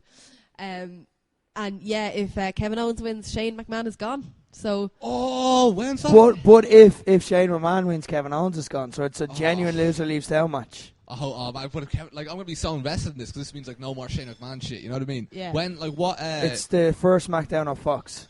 Man, I'm so excited for all this shit. They're going all out, like. Yeah. They set up some really cool stuff. Will you miss the Tuesday nights? Well, it's easier for you, like, watching it with low blows. Like, yeah. I'm really looking forward. I was saying this before the show. I'm really looking forward to watching SmackDown on a Saturday morning and having it matter. Because it was on Fridays for a while, but that was when SmackDown just basically redid Raw's storylines, or they just did 6 mans based on what happened on Raw. But, like, since it's gotten relevant again, and now it's a big deal, it's watching wrestling on a Saturday morning again. It's going to be really fucking nostalgic. Like, I can't wait for it to be 10 a.m. and watching SmackDown again. I'm going to feel like a fucking 12-year-old. But no, SmackDown Tuesdays. This was a cool little era. Like, and I think and Rowan was loyal from start to finish. And look at him now. Do you remember he had the mask gimmick that he tried for a couple of weeks? And that was really cool as well. Yeah. And now he's even cooler. Do you know what I love? Years ago, they obviously just decided that Eric Rowan and Luke Harper were meant to be together, and like that is one idea they have not let die in like 10 years. They're just like, nope, this is it, lads. These are together. Yeah, it's hard to imagine like without each other, like just Luke Harper like without Rowan. Do you know what I mean? It's just it's not meant to be. I actually really like how they keep circling back to each other. Like, also shout out to the t-shirts they've been wearing. They've been deadly. Oh, the metal shirts. The heavy metal t-shirts, yeah. It is cool. And I like how they're not the Bludgeon Brothers written too gimmicky again. Yeah. They're just themselves. Like, it is all working. So, exciting times heading into the Fox era. We'll discuss that. Well, not next week, because it's going to change. There's going to be no SmackDown to talk about next week. It's going to be weird, because there's no SmackDown on Tuesday. It's the last Tuesday. No, hang on, because... Is there not a SmackDown this Friday, then? No, that's next Friday. The next SmackDown is the first SmackDown on Fox on Friday week. So is there going to be a full week of SmackDown? Yeah, there's a full low blows. It's not going to be an episodic, longest running. Oh no, that's Raw, isn't it? Well, like it is episodic. It's on the it's on the week. It just changed time, time slot. So I have to watch something else. Yeah, I'm going to pick an obscure WCW pay-per-view and I'm totally okay with that. That'd be interesting. In at number 4, one you've been wanting to talk about for a while, Keane. Talk to me about AAW. Oh shit, yeah. So basically, AAW do a tournament every single year for Jim Lynam, who was one of the co-owners who passed away a few years ago. And it's a really nice tribute thing that they do every single year. And I was buzzing to watch it myself, but then it got spoiled on me. Someone on Reddit spoiled it on me, and I was like, shit. Well, I still watch it. What'll I do? I don't know. And then the answer came straight to me on YouTube for free. Anyone can watch it, and I highly recommend it. It's not the tournament, although the tournament's probably worth watching in its own right. But it's a half hour or 20 minute, I don't know, I can't remember. Kind of like a documentary about the tournament. It shows you what happens like as it's kind of happening. It's done by a man. I hope I'm pronouncing this right. Rob Malinowski. I think I'm pronouncing that right. Sounds like you're pronouncing it right. Yeah. You're pronouncing confidently with Rob Marinus. I don't think anybody is on Sean Ryan's level when it comes to making videos, but this lad is like the closest. You know what I mean? Like that for me is why I watch AAW. You know what I mean? Like Eddie Kingston plus that type of video is amazing. So basically, this documentary it's about the tournament. It's about the stories in the tournament. It treats it as an actual sport, but it includes the real stories behind it, and it includes like Eddie Kingston fighting his shoulder injury, fucking Josh Alexander having a 102-degree fever Fahrenheit, I assume.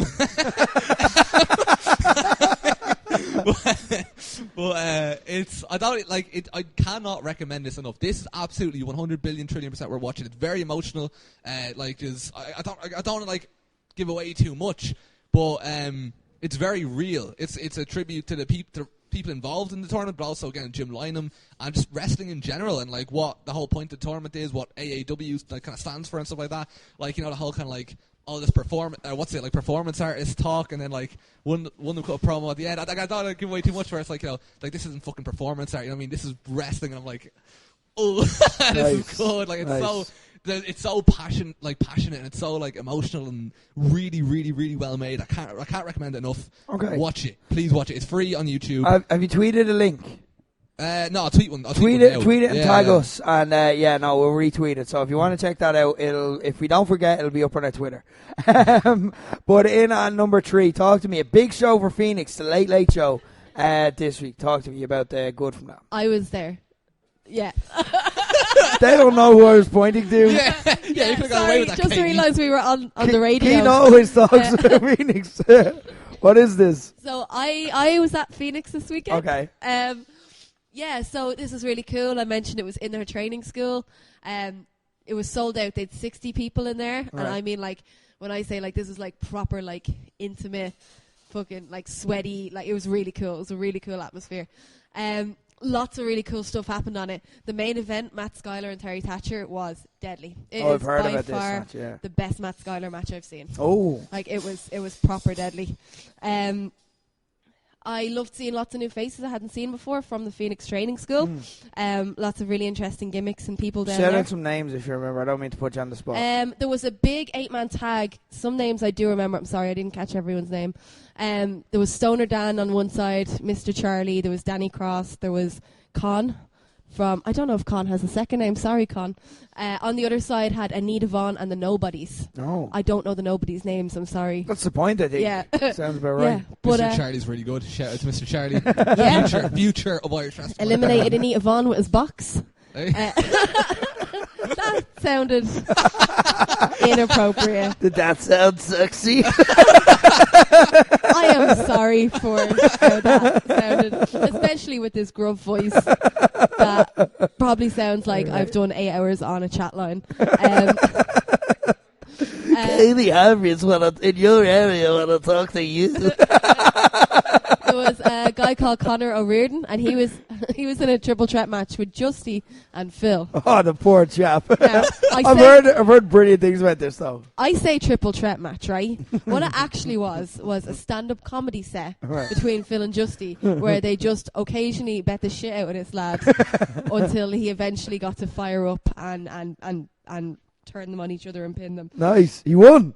Yeah, he won. Nice. Yeah. Well, like those two were not there to wrestle; they were there for the absolute crack. Like at one stage, Justy sat on the top rope singing Delta Dawn while Phil stomped him. Like it was so much fun, and it was the right crowd and right atmosphere. Right. And Conor O'Riordan looked really good. Being able to deal with that, basically. So this is not the most impressive thing that happened in Phoenix, though. The Armstrongs are back together. Yeah, I heard about this. Mad. This was genuinely a little bit emotional. Owen Richards came out, mouthing off him as usual. Butch Armstrong comes out. Oh, sorry. So it starts off with, like, he's harassing Marion and kicks his cane out from under his knee. Like, Marion had to retire recently because of knee problems. And he's about to start beating the shit out of him, and Butch makes a save. I don't think Butch took a breath for about 17 minutes. Like, he was so fired up. And it was a really, really good match. Like, it might be my favourite match. Nice. Apart from the main. Like, it was brilliant. And afterwards, we were a little bit tense. Then they went in for the hug. And Armstrong Country's back. Like, it's really cool. Yeah. I'm really happy to see it. So it was just a nice emotional moment. And I really like that it was on, like, the Phoenix Die Hard show. With the people that'll appreciate seeing it more than anyone. So, yeah, it was really good. And I hope Phoenix do more of them I shows. saw the clip on, I think it was Insta, and a huge reaction as well for that. So, fair play. Sounds like a great show. I'm only seeing amazing things online. So well done to Phoenix, going from strength to strength. In at number 2, settle in. Are you comfortable? Katie, you can have a little nap if you want.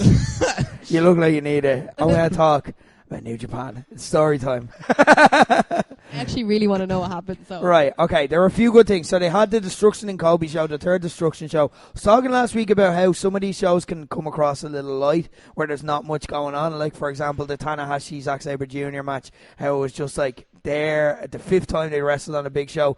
Then, like, usually with these shows, one show on the tour just absolutely steals it, but you don't know beforehand what's going to happen because anything can happen at any time. And this was the one they saved everything for. It was really, really good. So, first off, they had the final of the Young Lions tournament, which is just like it's a G1, but just for the Young Lions. And, like, there's the added element of there's the LA dojo now and there's the New Japan dojo. So, there's a bit of a rivalry between the dojos, too. The final was Carl Fredericks of the LA dojo against Shota Umino, who's, of course, Dean Ambrose's, I don't know, would you call him New Japan tag team partner, or kind of his valet, or the guy he hangs out with John Moxley. Sorry, I keep calling him Ambrose tonight for some reason. Really good match, and it's just cool as well to kind of give the Young Lions something meaningful. And then, of course, the LA dojo versus New Japan dojo made this really cool. It's just good. It's one of those things where there's a clip that goes around, for example, of Okada wrestling Naito in one of these Young Lions tournaments, and like, it's one of those, like, when you're watching these matches, you can sense it. It's kind of like Project Next Gen with Fight Factory, except on a way bigger scale. But, like, same idea where it's like, one like, these guys could be really famous one day, and this is like, you get to be in on the ground floor with them. Like, you get to watch them when they're still nobody, but like, we know they're really good too. So it was really good, worth your while going to see. A few cool things on the undercard as well, like just some random tag matches. Roppongi 3K beat the Gorillas of Destiny for the second show running, so it looks like they're going to tag. Roppongi will be like, they be in the junior tag team division, so them beating heavyweights is a huge deal. Getting the upset win, and it sets up a cool tag team match. Shingo Takagi wrestled Hiroki Goto for it was a rematch from G1, and there's just two tough Japanese lads beating the shit out of each other. It's exactly what it sounds like. It's, if you like strong style, if you like that kind of thing, it's that type of match. And if you want to see that match this week, go watch that. Two things that I want to talk about in particular. First off, we have to go back, and I've probably told this story before as well, but now that it's becoming kind of relevant, we have to go back to tell the story of Tetsuya Naito in the main event of Wrestle Kingdom, and his backstory towards there. So he originally was supposed to be in the main event. He won the G1 for the first time when he was still kind of the Stardust kind of character, where he's kind of just a typical come on babyface, and wrestled against Kazuchika Okada. Fans put it to a vote because Tanahashi was wrestling Nakamura for the IC title, and they put it to a genuine public vote about what should actually main event, and Tanahashi and Nakamura won, which is controversial. It's like the IC title main event in WrestleMania instead of the heavyweight title, like, and it was kind of an insult on Naito because Okada was a big star, so it was really just like, we don't think Naito's a main eventer. So he went away on excursion after this, came back with his new Tranquilo gimmick that we all know and love, where he just doesn't give a shit, and like became Tetsuya Naito as we know him today. But it always stuck with him. It always motivated him. Like even last year when he wrestled Okada, the finish of that match came where he was like, finally he was gonna right that wrong in his career and win in the main event in the Tokyo Dome, the place where he was slighted before and made it and embarrassed and humiliated. And then for a moment he just became the Stardust character and let himself not be Tranquilo for a second, and he just turned to the crowd when he had the match won. He just said, "Come on!" And in that one moment it took, Okada was able to counter him with a Rainmaker and beat him 1-2-3, and then so he was heartbroken again, and now he's been working his way back to it. And a lot of people felt that in 2020 this was finally going to be the year that Naito beat Okada, because we know it's happening one day, we just don't know when. So he went into the G1 as the Intercontinental Champion and made a declaration he was going to win the G1 and he was going to become a dual champion. He was going to challenge Okada and he was going to hold both belts at the same time. He didn't win the G1. So we're like, what the fuck? Like, why? Like, that was like, what's going to happen? Like, this is supposed to be Naito's year. Ibushi won G1, but Naito hasn't really stopped saying that he's going to win the two belts. He's like, and Ibushi has come out since then and said, actually, I want the two belts. So I want to challenge Naito on the second night after I beat Okada. And then Jay White has since come along and he said, well, actually, I want the two belts too. So now it's almost like Ibushi and Jay White are saying it more, but it is Naito's original idea. So Jay White eventually challenged Naito because like he has no route into this. He challenged Naito in the main event on Sunday for the Intercontinental title, and he won the Intercontinental title. So now it's like, we know that basically there's 2 nights of Wrestle Kingdom this year as opposed to one on January 4th. Both nights in Tokyo Dome, Saturday, Sunday. It's a big deal. And now it looks like they're going to do 2 main events. One, it's going to be Okada against Ibushi, and the other looks like it's going to be Jay White against Naito for the Intercontinental title. And now all 4 of these guys, the 2 winners are going to face off against each other, and we're going to see a dual champ one way or another on the Sunday. Now again, you can still make the case that this is how Naito gets it. They've stacked all the odds against him. He wins the IC title back on Saturday. He wins, and he finally gets his big Tokyo Dome win. If it's going to happen, I think it's got to be against Okada. So Okada beats Ibushi, but we don't know which way they go.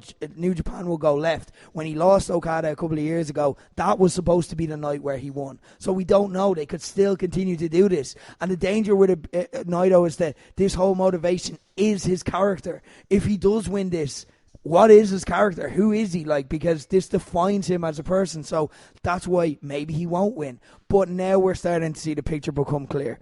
But that is not the best thing from the week. This is one of the best things in wrestling. And if you saw it, like both of you guys have got on, you're like, I don't understand what I saw. But everyone else is going crazy for this, and I get it.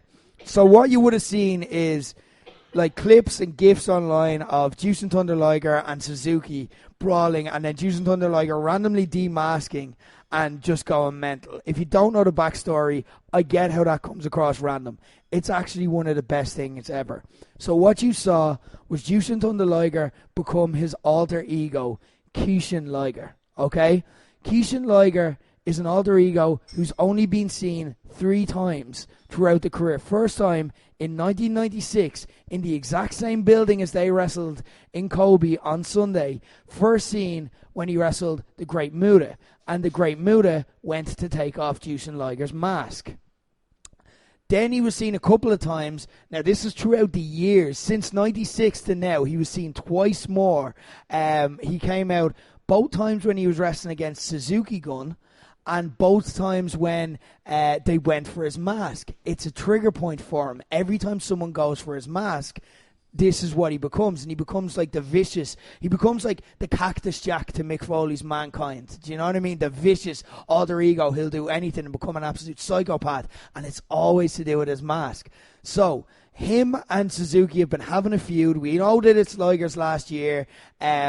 And him and like it's kind of Kishin Liger is just a forgotten kind of relic of his past. It's just something, if you're a real Jushin Thunder Liger guy, you know about it. If you don't, you kind of have to research into it and then you learn this. But when you learn it, it's fucking cool.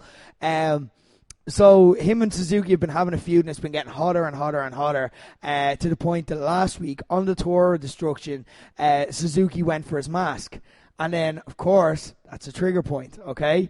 But nothing happened then. So it comes to Sunday, and they're having, the best part about this is they're having a generic undercard 6-man tag team match. One of these throwaway 6-man tags that, like, you know, I always say you can skip the first half of most New Japan cards, but I'm so fucking glad I didn't skip this. Suzuki is making his entrance with Suzuki Gun, and then Jushin Liger sprints out mid-entrance and attacks Suzuki, but he attacks him when he's surrounded by his stablemates. So you're like, what the fuck are you doing? And then Jushin Thunder Liger's teammates kind of awkwardly make their way out, like, what are you doing? You're getting the shit kicked out of you by 3 lads. Like, stop. Then a brawl just starts, right? It never even gets in the ring. It never even becomes a match. A brawl just starts around, and you're like, what the fuck is going on? This shit never happens in New Japan. Suzuki starts to get the better of him. He starts hitting him with a chair, pops him in the head with an unprotected chair shot. Not cool, guys, in 2019, but that's beside the point.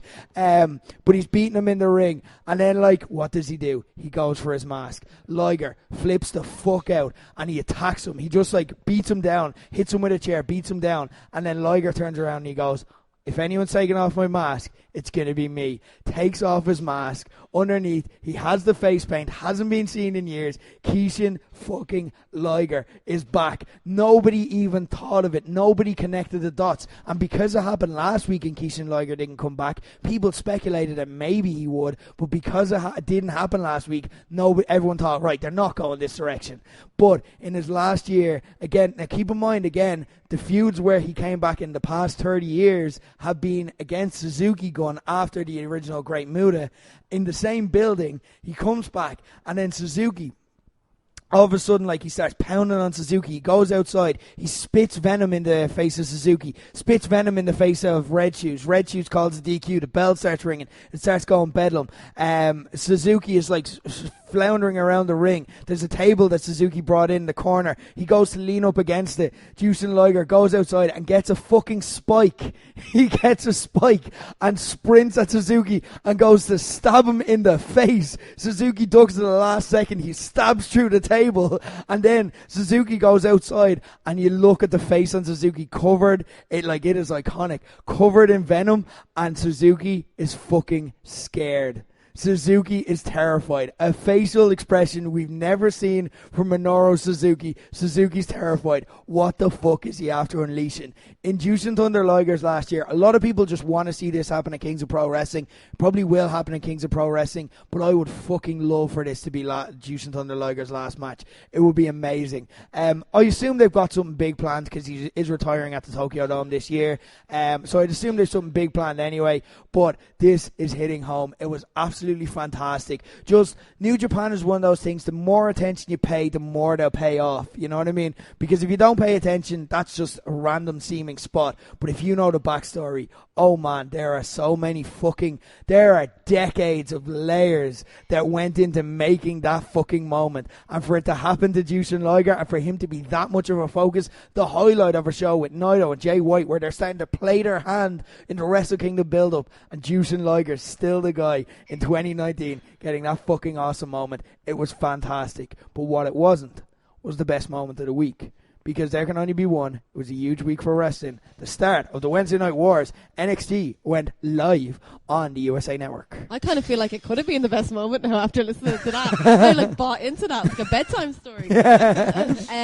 NXT was great. So it was 2 hours. Bit weird they did first half on TV, second half on the network. Not sure why. The reason is because Suits is on at 9 o'clock. So, and that's their big show. But ironically, here's the thing where people are like, oh, WWE ratings are shit. NXT had bigger ratings than Suits. Oh. Suits is a big fucking show. Everyone knows Suits. But that's the only reason, and it'll be the same next week. The first fully 2 hour live show is October 2nd when AEW debut. Yeah. It was really cool. Nearly all of it was a highlight. I loved the opening match, the women's four-way. They just went balls to the wall. They did everything in that match, and it was deadly. Candice LeRae won, which is cool because, after her last TakeOver match, I feel like she's actually a really strong contender now against Shayna Baszler, so I'm really excited for that.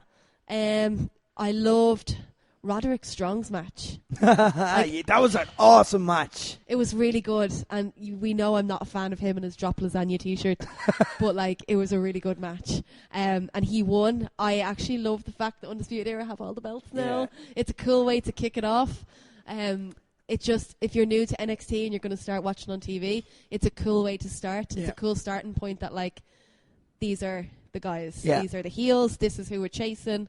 This is where we're going with this. Yeah. I loved the falsy in that match where they had the Undisputed Era all get involved, and then Roderick Strong hit his finish, and then it's they got me for that. It's 1, 2, kick out. It was fucking awesome, and the reaction, it's what they needed for that match. It was so perfectly done. It was really That's good. hard to do. People think it's easy. Hit your finish, kick out at 2, you get that pop. You don't necessarily get that pop. Yeah. They got it because of the work they put in. It was really good. The other thing I loved was, what was the match before the street fight? Oh, the Leo Rush and... Oh my God, who was it? Only Lorcan. Only Leo Lorcan, Rush sorry. Back. Oh my sorry. God. It was really good. And again, I'm not a Leo Rush fan. And I don't watch 205 Live. So, I'm sorry, You're not a Leo Rush fan? How can you not be a Leo Rush fan? He's literally one of the best. And this is even genuinely one of the best wrestlers in WWE. I am now. Well, okay, fair enough. I really like Only Lorcan though. Same. He's absolute beast. Deadly, and I just love his yellow boots and blue trunks. It's very 1980s WWF, and I think it's a fantastic aesthetic. But that didn't leave a lot of time for the street fight, which for me, I wasn't looking forward to at all, because I've spoke about my issues with how they played this out. It ended up being deadly. Deadly. So they start street fighting. I've ignored the fact Matt Riddle doesn't have his shoes on. They brawl to the back. At first I was like, oh, this is really naff, because there was legitimately some garden furniture out the back and Walter's sitting there on this tiny, intricate patio chair with a glass of water. And I was like, oh God, he doesn't know he's in the shot. That's real embarrassing. No, he just gets up and starts beating people up. And then the whole roster jumps in, starts beating people up. The Forgotten Sons, who've been hanging around their gear for 2 hours, don't know why, they didn't have a match, jump in, start beating people up. And then it just spills to the outside. And it reminded me of, remember the Nexus when they invaded? Yeah. And it's just wild, and you don't really know who's on whose side. You don't know why they're doing it. You don't know why these lads have suddenly decided to jump into a brawl. Commentary made some sense of it as well, which is cool. When they're like, this is our big night. Everyone wants to make a name for themselves, so everyone wants to jump in front of the camera. And I was like, that's it. That's the reason. Now it all makes sense, and I love it. Nice. I just thought it was a great kickoff show. Oh my God. Yeah, Mauro Ranallo added to that. I got proper goosebumps when he was, you can hear the passion in his voice when he's like, this is it. Could you just stop coughing when I'm trying to speak? Sorry. It's really distracting. They can't hear it. She's off mic. But, I'd be sick. his passion, like when he's just like, oh, we are NXT, like this is NXT, and it reminded me of the Raw versus SmackDown massive brawl. I don't know, I think it might have been the draft 2004 or 05 around there, when it was like this big brawl that's just like, it's crazy. It's like going around like the entire arena, and like it ends on the brawl, so it ends in the chaos, and now you're like, I fucking need to see the next one. Like, oh shit! I am so excited for NXT. This show is so like Leo Rush. Imagine watching that for the first time. Yeah, you're sold. Like you're 100% like tuning in next week. Class for a show, definitely. Yeah, unbelievable. They know how to do it. Like even with the like Triple H intro.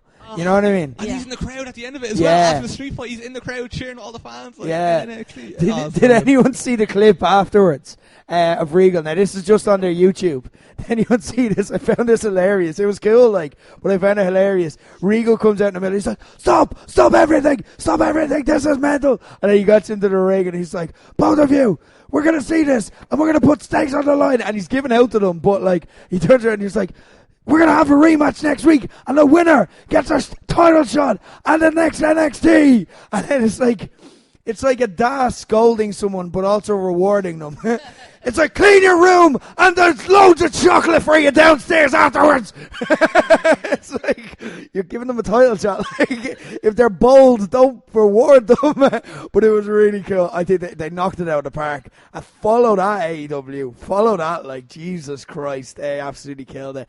Well done to all involved. Great week for wrestling, and that's just the start. We have it all coming up. Next week, we've got AEW debuting. We've got NXT, the first Wednesday Night War proper. They're going 2 hours live. We're going to be we won't be discussing that because that's happening on Wednesday when we tape, but we will be breaking down this week and previewing Hell in a Cell, the first SmackDown of course as well. Exciting times. The first SmackDown on Fox. We cannot wait. We'll be back next week. Well, we'll actually be back on Friday if Katie Harvey survives with our slow blows. We might be just doing a me and Keith show, but until then, Corbin, have you got anything coming up on your YouTube channel? I might have something out in a few days. I don't know yet. See how it goes. Yeah, it's a busy time for you. Got college and all going on. Katie, what I want to know, obviously, this wasn't in the comeback plan. How's this? Is this affecting things like the sickness? Like being sick? Yeah. Oh, I'm glad I caught the plague a month out and not a week out. Yeah. Like, I'll get over it. It's so funny because this day last year, I had the worst sickness of my life. Really? After wrestling the PWU Celtic Cup. I don't know if you've heard about that show. I remember that, yeah. You were on the show, yeah. It was outdoors. I wrestled 3 matches. Yeah. I was freezing. I got sicker than I ever have been after that.